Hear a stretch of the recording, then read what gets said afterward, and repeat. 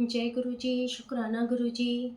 सारी संगत को जय गुरु जी। गुरु जी के चरणों में उनकी बेटी का कोटि-कोटि नमन और सारी संगत को भी दिल से जय गुरु जी। और संगत जी कैसे हैं आप? संगत जी आज का जो सत्संग है वो ओल्ड संगत रघुवीर अंकल का सत्संग होने जा रहा है। और रघुवीर अंकल को कौन नहीं जानता, सारी संगत उनको ज़रूर जानती है, ऐसा मैं समझती हूँ और ऐसा सच भी है कि रघुवीर अंकल के सत्संग सबने ही सुने होंगे। लेकिन आज जो रघुवीर अंकल का सत्संग मैं आपके साथ शेयर करने जा रही हूँ, वो शायद कम संगत ने सुना होगा, ऐसा मुझे लग रहा है। और बहुत इमोशनल सत्संग होने वाला है, तो आप सब दिल से सुनिए गुरु जी का सत्संग। तो संगत जी पहले सत्संग शुरू करने से पहले हमेशा की तरह हम अपने गुरु जी महाराज से आज्ञा लेते हुए उनका मंत्र जाप करेंगे। उसके बाद हम गुरु जी का सत्संग शुरू करेंगे। ओम नमः शिवाय, शिवजी सदा सहाय। ओम नमः शिवाय, गुरुजी सदा सहाय। ओम नमः शिवाय, शिवजी सदा सहाय। ओम नमः शिवाय, गुरुजी सदा सहाय। जय गुरु जी, शुक्राना गुरु जी। संगत जी गुरु जी से अरदास करती हूँ कि गुरु जी अगर आपकी बढ़ियाइयाँ बताने में, आपके कल्याण बताने में कुछ आपकी बेटी से गलती हो जाए तो उसे क्षमा करें। और संगत जी आप भी क्षमा करें, क्योंकि हम इंसान हैं तो हो सकता है। देखिए गुरु जी के कल्याण बताना आसान भी है और मुश्किल भी है, दोनों चीज़ें हैं। जब बैठते हैं ना कल्याण बताने के लिए, और मैं अपनी बात करूँगी संगत जी, जब भी मैं गुरु जी का सत्संग आप लोगों के साथ शेयर करने के लिए बैठती हूँ, तो कभी मैं लिख के नहीं बैठती हूँ। और जब शुरू होता है ना तो वो ऐसा लगता है कि ख़त्म ही नहीं होएगा सत्संग। कई बार मुझसे वो सोचती हूँ कि छोटे सत्संग मतलब रिकॉर्ड करूँगी, लेकिन वो लंबे हो जाते हैं ज़्यादातर, क्योंकि जब गुरु जी की बढ़ियाई करने पे आते हैं ना, कल्याण बताने लग जाते हैं, तो लगता है ये भी बता दो, वो भी बता दो। माइंड में वन टू वन चलते रहते हैं वो। तो लिखने की कभी ज़रूरत देते नहीं हैं गुरु जी, बस थॉट देते हैं कि हाँ आज ये सत्संग बोलना चाहिए, और वही सत्संग आपके सामने लेके मैं आ जाती हूँ। तो संगत जी जो आज का सत्संग है वो रघुवीर अंकल का सत्संग होने वाला है। और इससे पहले मैं आपके से एक बात बोलना चाहूँगी कि जिसको भी लाइफ विद गुरुजी के चैनल अच्छे लग रहे हैं, सबसे पहले तो आपका वेलकम है चैनल में। और जिसको भी जिस भी संगत को अच्छे लग रहे हैं और वो नए हैं, तो वो चैनल को सब्सक्राइब करें, शेयर करें, जिससे कि ज़्यादा से ज़्यादा संगत तक गुरुजी की बढ़ियाइयाँ पहुँच सकें। तो संगत जी देखिए, गुरुजी महाराज के आपने सत्संग बहुत सुने होंगे, और उनमें ये ज़रूर सुना होगा कि गुरुजी महाराज हमारी बड़ी से बड़ी बीमारियाँ जिनके इलाज नहीं होते वो भी ठीक कर देते हैं। ये सब गुरुजी महाराज कहते थे कि ये छोटी बातें हैं, कि मैं कोई भी बड़ा सा बड़ा रोग तो तुम्हारा चुटकियों में ठीक कर सकता हूँ, पर असली चीज़ कभी भी संगत मुझसे मांगने नहीं आती। और रघुवीर अंकल ने यही बात अपने सत्संग में बोली थी। रघुवीर अंकल को गुरुजी के साथ रहने का मौका मिला। ऐसे नहीं कि वो सिर्फ़ 2 घंटे गुरुजी के साथ रहते थे या 1 घंटा गुरुजी के साथ बिताते थे, नहीं। संगत जी वो हम मतलब फुल टाइम गुरुजी के साथ रहते थे, 24 आवर्स मतलब गुरुजी उनको अपने साथ रखते थे और उनको उनके घर नहीं जाने देते थे। तो अपनी सेवा में रखते थे रघुवीर अंकल को। और ये सत्संग आपने मैं शॉर्ट में कर देती हूँ कि रघुवीर अंकल का आँखों का जो सत्संग है, वो सभी संगत ने ज़रूर सुना होगा कि किस तरह से गुरुजी ने उनकी आँखों को ठीक कर दिया था। और आज तक अब रघुवीर अंकल की आँखों में वो बताते हैं कि कोई प्रॉब्लम नहीं आई। और जब गुरुजी ने एक ऑपरेशन सही कर दिया था संगत जी उनका, और वो सभी ने सुना होगा, इसलिए मैं उसमें नहीं जाऊँगी। आज मैं जो उनका एक बहुत इमोशनल सत्संग है, उसको ही आपके साथ साझा करूँगी। तो संगत जी रघुवीर अंकल बताते हैं कि वो अपने घर नहीं जाते थे, गुरुजी उनको अपने पास ही रखते थे। हमेशा वो कहते थे यहीं रह तू मेरे पास, और रघुवीर अंकल भी वहीं पे ही रहते थे उनके साथ। तो रघुवीर अंकल बताते हैं कि जो उनके फादर थे, उनके फादर को मतलब ट्यूमर कैंसर डिटेक्ट हुआ था, और उसका ट्रीटमेंट चल रहा था। और उसका ट्रीटमेंट होने के बाद भी मतलब उनकी स्टेज काफ़ी ख़राब आ गई थी। और जो डॉक्टर थे उनके फादर के लिए उन्होंने बोला कि जो इनको ये कैंसर डिटेक्ट हुआ है या जो इसका ट्रीटमेंट अब मतलब इनके पास ना तो ज़्यादा टाइम है, और ये बीमारी ऐसा रूप ले लेगी कि मतलब इनको जो स्टूल पास होता है, पहले तो स्टूल मतलब ऐसे पास होगा, लेकिन उसके बाद फिर एक टाइम ऐसा आएगा कि वो स्टूल इनके मुँह में से निकलना शुरू हो जाएगा। मतलब इतनी वियर्ड सिचुएशन आ जाएगी कि वो जो स्टूल पास है वो वहाँ से ना होके वो मुँह से निकलना शुरू हो जाएगा। और ये बात उनके फादर ने सुन ली थी। मतलब उनको बताई नहीं थी, लेकिन उन्होंने सुन ली ये बात। और वो जब उन्होंने ये बात सुनी कि भई मेरे साथ इतना मतलब ऐसी सिचुएशन आने वाली है कि देखिए कितनी मतलब वियर्ड ही बात है इतनी, कि अगर कोई ये सुन ले कि मेरे मुँह से स्टूल पास होएगा, मतलब ऐसी सिचुएशन आ जाएगी मेरी बीमारी में। तो उनके फ़ादर को बहुत वो हुआ, उन्होंने अपने बेटे को बोला, रघुवीर अंकल को नहीं, जो दूसरा उनका बेटा उनके साथ था, उन्होंने बोला कि अभी गुरुजी के पास लेके चल मेरे को। तो वो जो उनका बेटा था वो गुरुजी के पास उनको लेकर आया। तो रघुवीर अंकल बताते हैं कि जब मतलब गुरुजी एक शिफ्ट ख़त्म कर चुके थे संगत के साथ, और उस समय उनके फ़ादर और उनके भाई आए, तो जब वो दरवाज़ा खोलने गए तो उन्होंने देखा कि उनके फ़ादर हैं। तो उनके फ़ादर ने आते ही गुरुजी ने उनको बोला कि कमांडर साहब आ गए? तो उन्होंने बोला गुरुजी कि गुरुजी, मेरी ऐसी सिचुएशन होने वाली है और मैं ये बिल्कुल मतलब बर्दाश्त नहीं करूँगा। अगर आपने मुझे ठीक नहीं करा तो मैं मतलब कि इस सिचुएशन में तो नहीं रहूँगा और मैं तो सुसाइड कर लूँगा।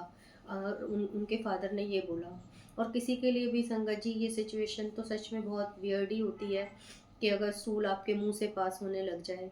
तो उन्होंने गुरुजी को बोला कि अगर गुरुजी आपने मेरे को ठीक नहीं करा, तो मैंने तो मतलब सुसाइड कर लेना है, मैंने मर जाना है, पर मैंने ये नर्क नहीं भोगना है ऐसे। तो गुरुजी ने उस समय उनको, जैसा कि आप सब जानते हैं, संगत जी के गुरुजी माला अपनी एक रखते थे जिसे जल प्रसाद में भिगो के उसको अमृत बना देते थे। तो गुरुजी ने ऐसे ही उनको वो अमृत बनाकर उनको एक बॉटल में भर के दे दिया और उनको बोला कि ये लेते रहो। तो उन्होंने काफ़ी, जब उनके फादर ने उनको बोला तो संगत जी गुरुजी ने उनको बोला कि मतलब जब कहते हैं ना कि भगवान हमारे गुरु जब किसी का कल्याण करने पे आ जाए ना, तो संगत जी बोलना नहीं पड़ता। वो अपनी मौज में आ जाएँ तो फिर ऐसे ही कल्याण कर देते हैं, कुछ बोलने की ज़रूरत नहीं है। और रघुवीर अंकल बताते हैं कि गुरुजी ने बड़े मौज में उनके फ़ादर को ये बोला कि कमांडर साहब, आपको यहाँ और वहाँ, मतलब इस लोक में और परलोक में, नरक तो मैं भुगतने नहीं दूँगा आपको। तो ये गुरुजी ने उनको बोल दिया था कि यहाँ और वहाँ मैं आपको कुछ वो नहीं भोगने दूँगा। और उनको वो जल प्रसाद देके और उनको भेज दिया। उसके बाद रघुवीर अंकल बताते हैं कि एक दिन जब गुरुजी अपने रूम से निकल रहे थे और रघुवीर अंकल भी वहाँ से जा रहे थे, तो उनके कंधे पे हाथ रख के गुरुजी ने बोला कि तेरे फादर के पास ज़्यादा टाइम नहीं है। तेरे फादर की मतलब कि डेथ हो जाएगी। और मैं वैसे तो, रघुवीर अंकल तेरे को पता है कि बड़ी सी बड़ी बीमारियां ऐसे चुटकी में ठीक कर देता हूँ, ये कैंसर, ये सब चीज़ें मेरे लिए कुछ नहीं है। और उनका पर मैं इसलिए नहीं ठीक पा रहा कि उनकी अब उम्र नहीं है और उनकी उम्र ख़त्म हो चुकी है। तो रघुवीर अंकल बताते हैं कि मैं तो मतलब बहुत शॉक्ड हो गया, मैं तो खड़ा खड़ा ऐसा हो गया कि ये क्या बोल रहे हैं गुरुजी। और संगत जी, किसी के भी मदर फादर के लिए अगर ऐसी बात हो तो वो सही में शॉक तो होंगे ही। तो रघुवीर अंकल बताते हैं कि गुरुजी ने बोला कि गुरुजी ने मतलब उनकी डेट भी बता दी उनके फादर की। शायद 30 मई बताई थी, अगर मैं गलत हूँ तो सॉरी गुरुजी। पर 30 तारीख मतलब गुरुजी ने उनको बताई थी और समय भी बता दिया था, रात के 11:05 कि इस समय पे आपके फादर की डेथ हो जाएगी। और क्या रघुवीर अंकल क्या बोलते हैं? रघुवीर अंकल ने बोला ठीक है गुरुजी। उसके रघुवीर अंकल कहते हैं कि वो दिन गिनते रहते थे कि भई अब इतने दिन रह गए, लेकिन गुरुजी ने उनको ये बोल दिया था कि जो मैंने तेरे को ये बात बताई है वो तुझे अपने परिवार में या किसी को भी बतानी नहीं है, कि मतलब ऐसा मैंने बताया कि उनकी डेथ होने वाली है।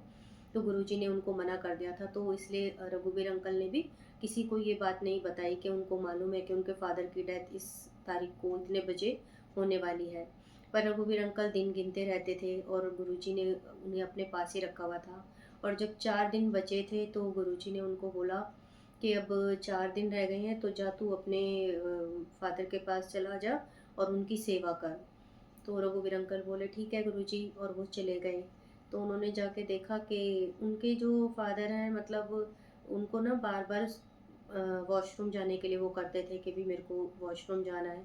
तो रघुवीर अंकल बताते हैं कि मैं देख के मतलब हैरान था कि जो डॉक्टर ने उनकी इतनी वियर्ड सिचुएशन बताई थी कि ये सिचुएशन हो जाएगी कि मुँह से स्टूल पास होगा उनके, ऐसा कुछ नहीं हो रहा था।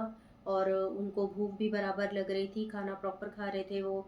और उनका पेट भी मतलब सही रहता था, मुलायम रहता था, ऐसा नहीं कि लेकिन वो स्टूल भी नहीं पास कर रहे थे। मतलब उनको स्टूल भी नहीं पास हो रहा था, लेकिन वो समझ नहीं पा रहे थे कि अगर ये खा भी रहे हैं तो वो कहाँ जा रहा है, भाई मुंह से तो नहीं निकल रहा जैसा डॉक्टरों ने बोला था, और खाना प्रॉपर खा रहे हैं तीनों टाइम, तो फिर वो कहाँ जा रहा है। तो इस तरह से उन्होंने अपने फादर को देखा। तो जिस दिन गुरुजी ने उनको डेट बता रखी थी 30 तारीख, उस दिन जब अब उनको तो पता था रघुवीर अंकल को कि मतलब भाई अब ये जाने वाले हैं और इसमें मैं कुछ नहीं कर पाऊँगा। तो उस दिन भी रघुवीर अंकल बताते हैं कि 11:05 रात का टाइम गुरुजी ने उनको बताया था कि इस टाइम उनके फादर की डेथ हो जाएगी। तो उससे थोड़ा पहले उनके फादर ने उनको फिर बोला कि उनको मतलब वॉशरूम जाना है स्टूल पास करने के लिए। तो वो उनका हाथ पकड़ के उनको मतलब वॉशरूम में ले गए और खुद वॉशरूम के बाहर दीवार पे ऐसे लग के खड़े हो गए। तो क्योंकि उनको अकेले तो छोड़ के आ नहीं सकते थे, और उनको लग रहा था रघुवीर अंकल को कि अब इनके मतलब जाने का समय होने ही वाला है, लेकिन वो किसी को बता नहीं रहे थे। तो जब उनके फादर अंदर चले गए तो रघुवीर अंकल बताते हैं, संगत जी अब ये बहुत ध्यान से सुनने वाली और समझने वाली बात है कि रघुवीर अंकल कहते हैं कि जब वो दीवार से लग के खड़े हुए थे तो जो उनको एकदम ऐसे लगा कि जो उनकी मतलब दरवाज़ा था मेन एंट्रेंस का, शायद वहाँ से उनको लगा कि कुछ किसी ने दरवाज़ा खोला है और कोई अंदर आ रहा है मतलब। लेकिन जब उन्होंने ऐसे करके देखा तो वहाँ पे उनको वो बताते हैं कि बहुत अजीब सी मतलब बनावट थी, बिल्कुल रंग जैसे काला, और कह रहे कंधे पीछे को ऐसे झुके हुए और मतलब अजीब सा, कह रहे मतलब मुझे देख के बहुत अजीब लगा कि मतलब ये आकृति क्या है। उनको समझ नहीं आ रहा था कि ये दरवाजे के बाहर कौन, मतलब एक उनको आकृति सी दिख रही थी, क्लियर नहीं दिख रहा था। और ये दिख रहा था कि दो जने हैं, एक वो है जिनके कंधे वो बताते हैं कि ऐसे पीछे को रखे थे, अजीब सा फेस था, अजीब सा, और एक जो दूसरे थे वो उस कंधे पे उनके दूसरे मतलब जो पहले वाले थे उनके कंधे से यूं झुक के भी मतलब देख रहे थे। और बड़े मतलब रघुवीर अंकल बताते कि बहुत अजीब सा डरावना सा वो मतलब मैंने देखा, और कह रहे मैं एकदम घबरा गया, मुझे पसीने पसीने आ गए। मैं मतलब वो टाइम देख रहा था कि भाई मेरे फादर के जाने का टाइम होने वाला है, गुरुजी ने जो बता रखा था। तो रघुवीर अंकल कहते कि जब मैंने उनकी वो भयानक आकृति देखी और वो भयावह दृश्य देखा, तो मेरे मतलब अंदर से एक चीख निकल गई उनको देख के। इतना आप देखिए संगत जी, कोई भी ऐसे देखेगा तो डरेगा ही। तो अंकल की एकदम से अंदर से चीख निकल गई, और लेकिन उन्होंने हिम्मत करके ये बोला उनको कि कौन है यहाँ पे, गुरुजी का पहरा है। रघुवीर अंकल ने ये बोला कि यहाँ पे गुरुजी का पहरा है, तुम्हें पता है। तो उधर से रघुवीर अंकल बोलते हैं कि उनके कानों में आवाज़ आई कि हमें पता है यहाँ पे तेरे गुरुजी का पहरा है, इसीलिए तो बाहर खड़े हैं और अंदर नहीं आ रहे।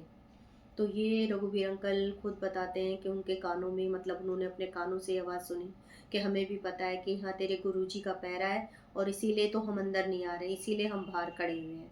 तो रघुवीर अंकल ने फटाफट से अपने फादर को वॉशरूम से निकाला और फटाफट अंदर ले गए। तो सब घर के जो लोग थे वो देख रहे थे कि रघुवीर अंकल बहुत परेशान हो रहे हैं, क्या सब पूछ भी रहे थे कि क्या हुआ, तू इतना डरा हुआ क्यों है, इतना पसीना क्यों आ रहा है, इतना घबरा क्यों रहा है, क्या बात हो गई। लेकिन उन्होंने कुछ नहीं बताया। तो संगत जी 11:05 भी हो गए, 12 भी बज गए, और वो परेशान हो रहे थे कि मतलब गुरुजी ने तो ये टाइम बताया था कि उनके फादर का की डेथ हो जाएगी, लेकिन इनको तो कुछ नहीं हो रहा। तो अगले दिन नेक्स्ट डे वो फटाफट से गुरुजी के पास पहुंच गए। अंकल बताते हैं कि मॉर्निंग में 8 o'clock वो गुरुजी के दरबार में पहुंच गए, और उस समय 4-5 संगत गुरुजी के पास बैठी हुई थी। और जैसे वो अंकल वहाँ पे गए तो गुरुजी ने बोला रघुवीर अंकल को कि अंकल कल यमराज देख लिए। तो बोले हाँ जी गुरुजी। तो चल बता इनको कि कल तेरे साथ क्या हुआ।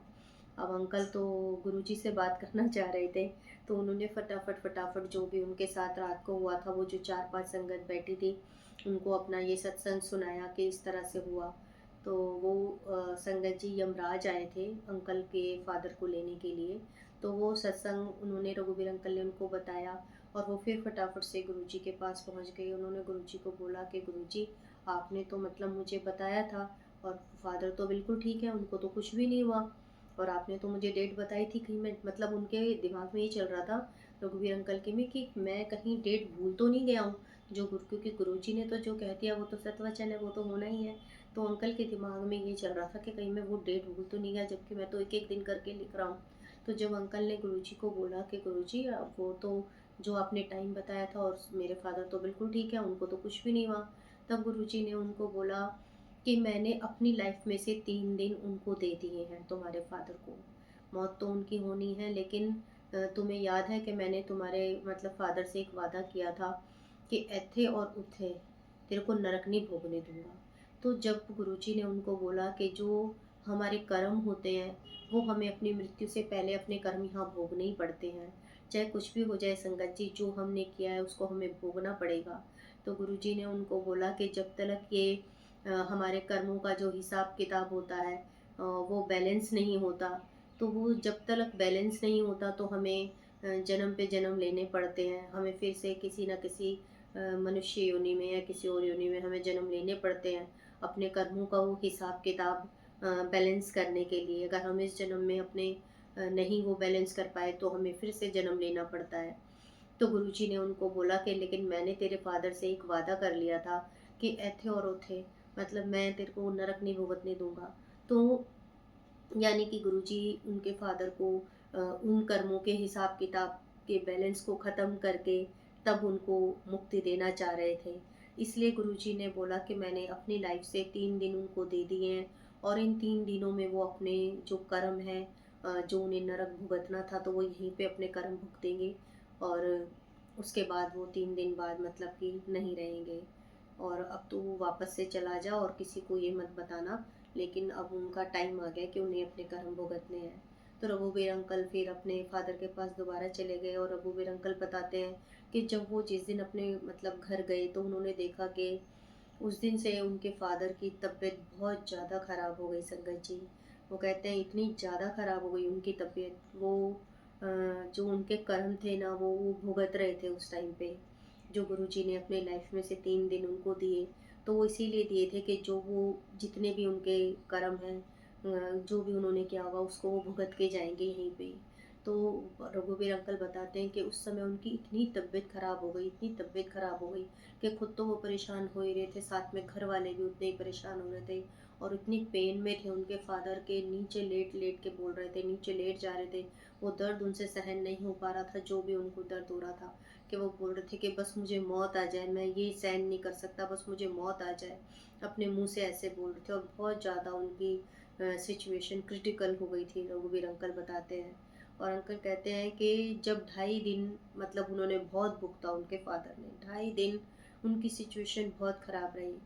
मतलब ना घर वालों को चैन, ना उनको चैन, ऐसी हालत हो गई उनकी। लेकिन जब वो कहते हैं कि 2.5 दिन उन्होंने कंप्लीट कर लिए, पूरा भुगत लिया उन्होंने, तो आधे दिन बाद मतलब 2.5 दिन जब कंप्लीट हो गए, उसके बाद उनके शरीर छोड़ने से पहले उनके फादर के मुंह से सिर्फ 2 ही शब्द निकल रहे थे, वाहे गुरु वाहे गुरु वाहे गुरु।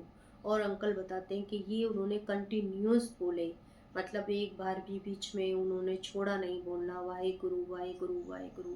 ये जाप उनके मुंह से निरंतर चलता रहा संगत जी। तो ये सब हमारे गुरुजी उनके कर्म कटवा रहे थे। गुरुजी ने पहले उनके सारे कर्म कटवाए, जो भी उनके होंगे, और बाद में उनके मुख पे वाहे गुरु मंत्र का जाप ऐसा जपवा दिया कि जिससे उनको आगे कोई कष्ट ना भोगना पड़े, अच्छे से वो जाएँ और उन्हें मुक्ति मिल जाए। तो संगत जी रघुवीर अंकल यही बताते हैं कि मतलब गुरुजी ने मुझे इतने मतलब मैंने देखा कि यमराज भी दिखवा दिए गुरुजी ने, और ये भी दिखा दिया कि अगर वो अपनी मौज में आ जाएँ तो मतलब हमारा कल्याण किस तरह से कर देते हैं। उनके फादर की उन्होंने बिल्कुल भी वो सिचुएशन नहीं होने दी जो डॉक्टरों ने बोला था, और जैसा वो बोल रहे थे, तो उन्होंने जो गुरुजी ने उनसे कमिटमेंट की कि मैं यहाँ भी नहीं और वहाँ भी नहीं तुझे नरक भोगने दूंगा, तो गुरुजी अपनी बात पे रहे। इसलिए संगत जी गुरुजी जो कहते हैं वो पत्थर की लकीर होता है, और हमें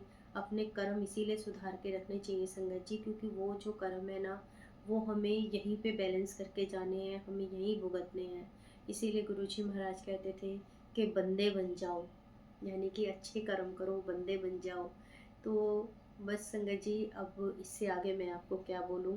बहुत इमोशनल सत्संग था। किसी के भी फादर मदर के साथ ऐसा हो तो सच में बहुत मतलब दिल को छूने वाली बात होती है। ये सभी के फादर मदर होते हैं, हमारे भी हैं, थे। अब मेरे भी फादर मदर नहीं है संगत जी, तो जब अपने फादर मदर पे बनती है तो बच्चों को कैसा लगता है वो मैं भी समझ सकती हूँ कि रघुवीर अंकल की उस समय क्या सिचुएशन हुई होगी। तो बस संगत जी, मैं अपनी वाणी को यहीं विराम देती हूँ और आप लोगों का भी बहुत बहुत शुक्राना करती हूँ कि आपने इतना इमोशनल सत्संग सुना। और अगर आपको फिर से बोलना चाहूँगी, अगर लाइफ विद गुरुजी के सत्संग अच्छे लग रहे हैं तो चैनल को सब्सक्राइब कीजिए, लाइक कीजिए और कमेंट ज़रूर कीजिए। आपके कमेंट से बहुत मोटिवेशन मिलती है संगत जी। जय गुरु जी, शुक्राना गुरु जी, अनंतम अनंतम शुक्राना गुरु जी। अंत में एक बारी गुरु जी का मंत्र जाप जरूर करेंगे संगत जी। ओम नमः शिवाय, शिव जी सदा सहाय। ओम नमः शिवाय, गुरु जी सदा सहाय। ओम नमः शिवाय, शिव जी सदा सहाय। ओम नमः शिवाय, गुरु जी सदा सहाय। जय गुरु जी। अंत में गुरु जी के चरणों में आज इतना इमोशनल सत्संग सुना है तो गुरु जी के चरणों में अरदास ज़रूर करूँगी कि संगत जी, सबको अरदास करनी चाहिए सबके लिए कि गुरु जी आप सर्वदा का कल्याण करें, सबका भला करें, सब पर अपना मेहर भरा हाथ रखें और हमसे कोई अब ऐसे कर्म ना हो। जब हम नहीं जुड़े थे गुरु जी से तब तो पता नहीं हमने क्या क्या गलतियाँ करी हैं, लेकिन अब गुरु जी हमारा हाथ ऐसे पकड़े कि हमसे कोई गलती से भी गलती ना हो। हम कोई गलती करें तो उसके लिए हमें गुरुजी रोक दें और गुरुजी हमेशा हमारा हाथ पकड़े रहे, हमेशा। हम छोड़ना चाहें तो भी गुरुजी हमारा हाथ नहीं छोड़ते संगत जी। तो बस संगत जी, अपनी वाणी को विराम दूंगी। जय गुरु जी, शुक्राना गुरु जी।